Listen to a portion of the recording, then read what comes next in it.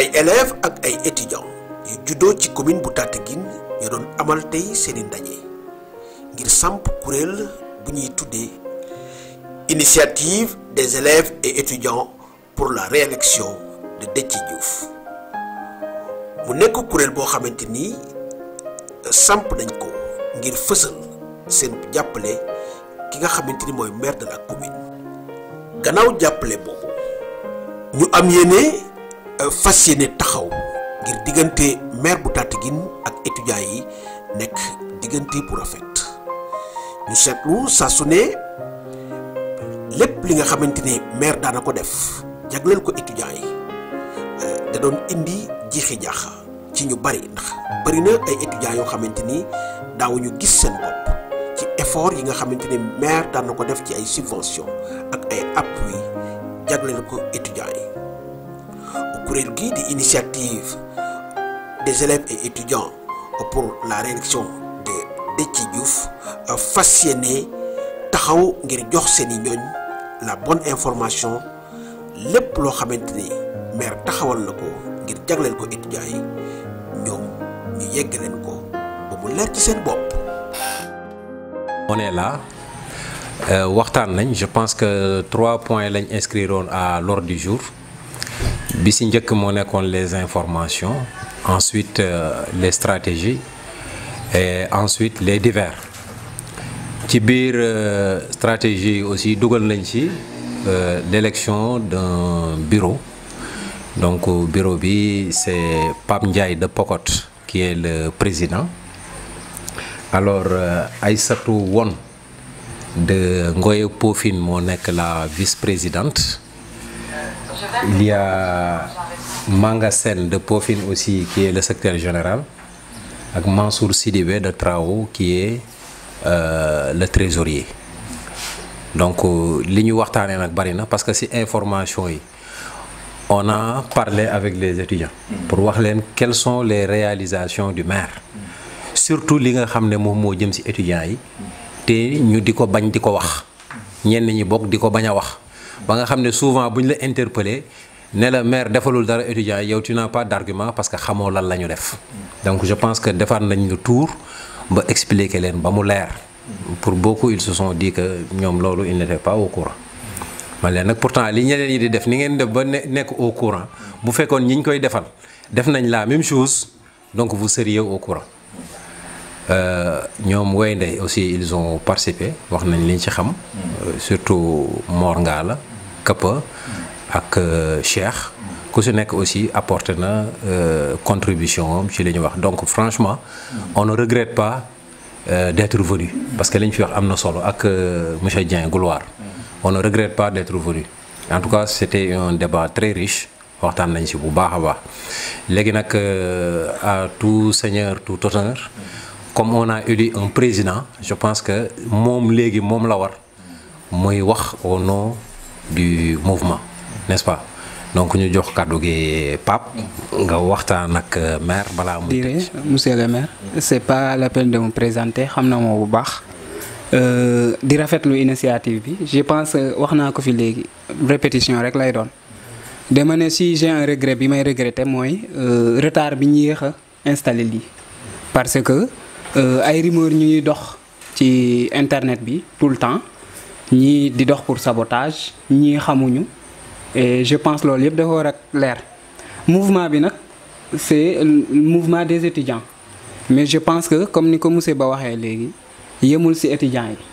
parce que day ñibbi ci kër yi day ñibbi ci quartier yi mais aussi day ñibbi ci village te dans ce cas bu dajalee village yëpp commune bi daj na et je pense loolu moo ñu yëkkati pour ñu jàpp population bi indi population bi mais aussi won leen réalité parce que liy dox c'est pas la réalité am na yu bari ñuy rencontre chaque jour ñuy xuloo ci internet par des fausses rumeurs yoo xamante ne dara amu ci. Monsieur Ba am na benn kii bim ci leeral tey suba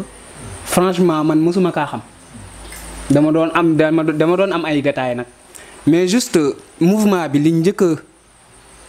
wax kaas ko te bañ bëggatul ñu mu amati mooy que ni li ñuy def di ko def secret dañu bëgg ñu koy médiatiser comme ñi ko ñeneen ñi di defee mu leer naa ñi ñëpp population bi yëpp maire yeeg paa yi nekk si kër yi mënuñ dox mënuñ ci xam ci dara waaw parce que il est temps nag nit booy def dara di def ngir yàlla tax te reconnaître loolu je pense que dans ce cas li ngay def day dem ba dootul amati benn sens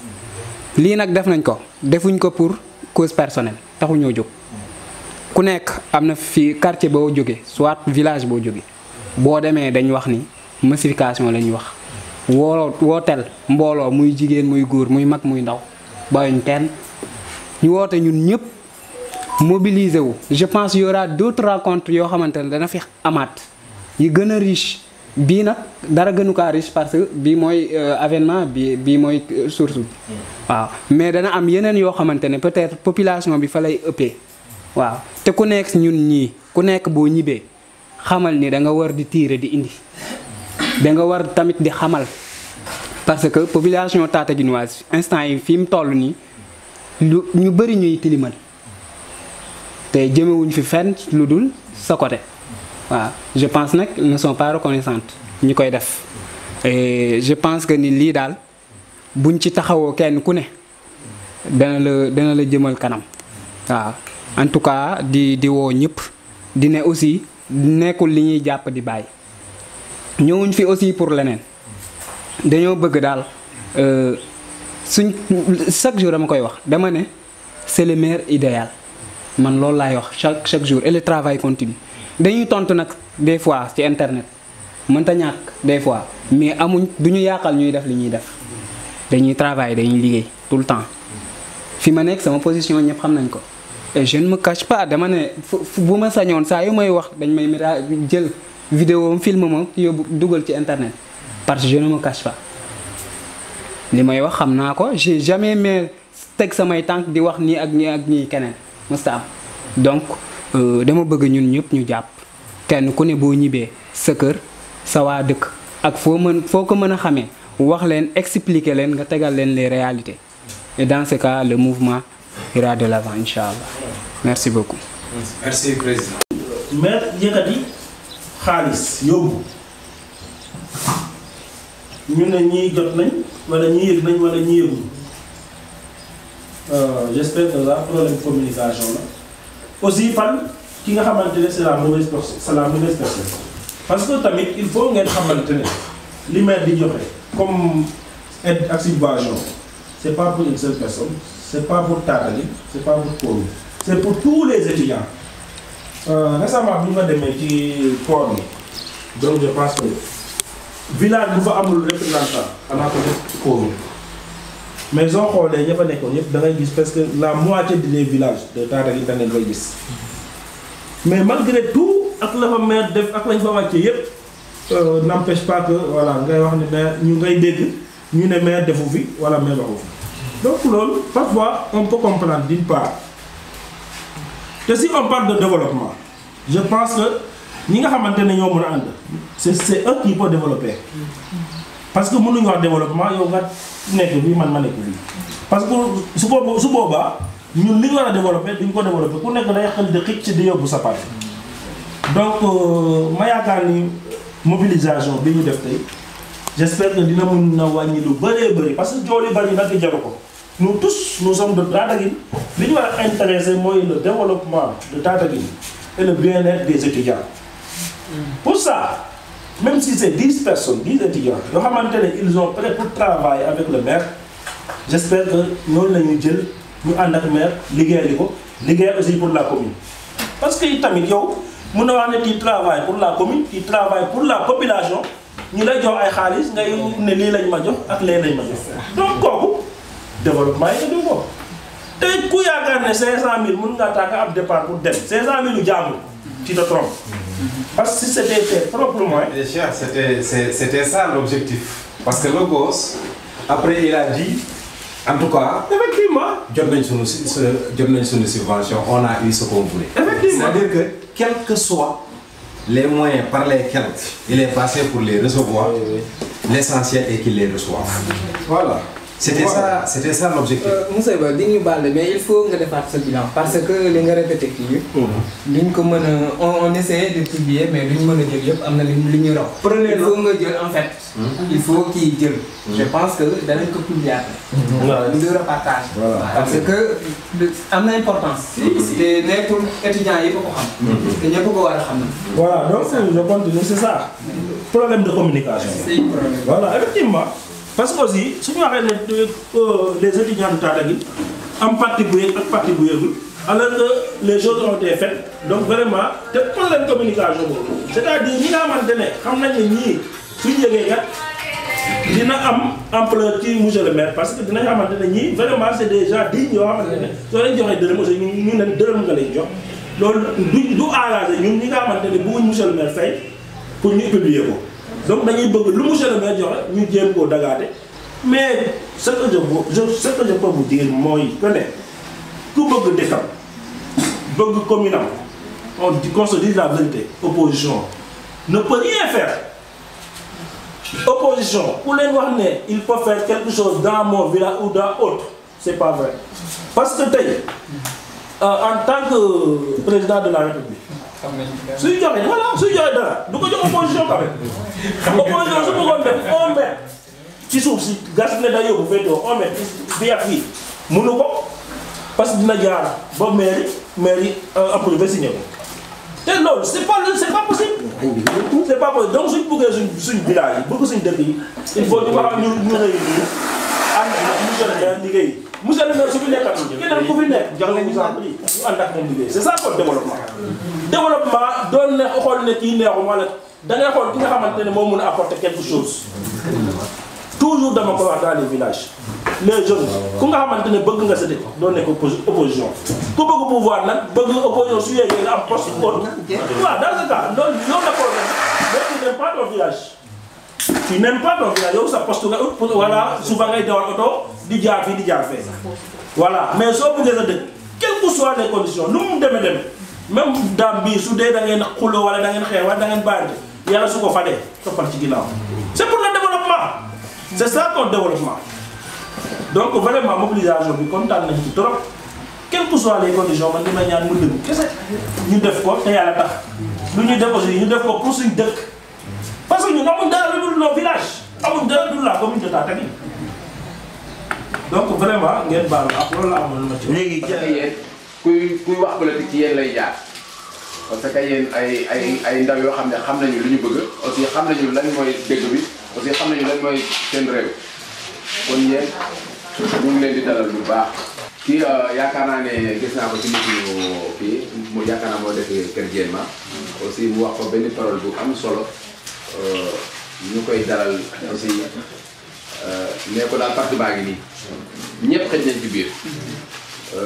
léegi kii bi mooy ñun ñëpp ñu ànd ensemble aussi li nga xam ne moo nekk suñu kanam ñu gagné ko ensemble parce que yaakaar naa ne ndam bi bu jibee du ñu ne way na moo gagné du ñu ne monsieur Bala du ñu ne Ndaw la du ñu ne fii ñëpp la ñuy wax kon aussi yéen itam ñu woo leen ci combat boobu jël leen ñaax pour ñun ñëpp ñu jàpp xam ne daal liggéey bi daal ñëpp ko bokk quoi ñun ñëpp nañu jàppandoo rek waaw aussi comme fekk naa leen ngeen di waxtaan aussi loolu laa mën a waxagum di xaar seen doléance ma mën a xam exactement aussi kan laa mën a sukkandiku pour aussi ma mën a kii waaw ñu daal ñu ngi leen di dalal bu baax a baax te xamal ne daal kër gaa ngi nii kër gi moom yaatu na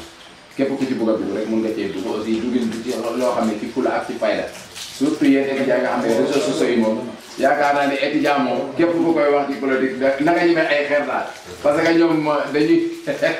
ñoom ci lépp lañuy kii waaw ñu ngi leen di dalal bu baax a baax vraiment lii moom rafet na waaw rafet na aussi yàq nañ koo def parce que aussi étudiant bu baax rafetlu aussi initiative bi je crois que Ndiaye wax na ko président wax na ko même bu yéexee aussi tey la ko yàlla dogal yàlla nag moo xam li tax muy dogal dara heure bi nga xam ne moom mooy am boo gisee ci suba bëgguma woon fekkee lépp dama leen bëggoon a bàyyi ak seen liberté ngeen exprimer correctement parce que jombul sax bu mën nekkoon fii am na loo xam ne nit bëgg na kaa wax du ko mën a wax bu yem am loo xam ne dama ko rosé boobu du ko mën a wax moo tax ma ne woon naa leen bàyyi ba ngeen pare ma door a ñëw sant leen gërëm leen li ma ciy teg mooy voilà li ma ciy teg mooy ngeen fexe yaatal ko dëkk bu ne am na ñu fa nekk donc dans toute la commune lépp lu ñeneen la mën war ngeen a mën lu ko raw te comme yàlla aussi def na li ngeen taxawal nii résultats yi ci kanam ngeen koy gis dina baax tam ci mouvement bi ñu fexe xam étudiant bu ne ban école lay jànge fan la nekk yan jafe-jafe la am dina tax suñu biir ñuy mën di dimbalante jombul am na ku nekk Dakar am problème mu logement université am na ku nekk Bambey et cetera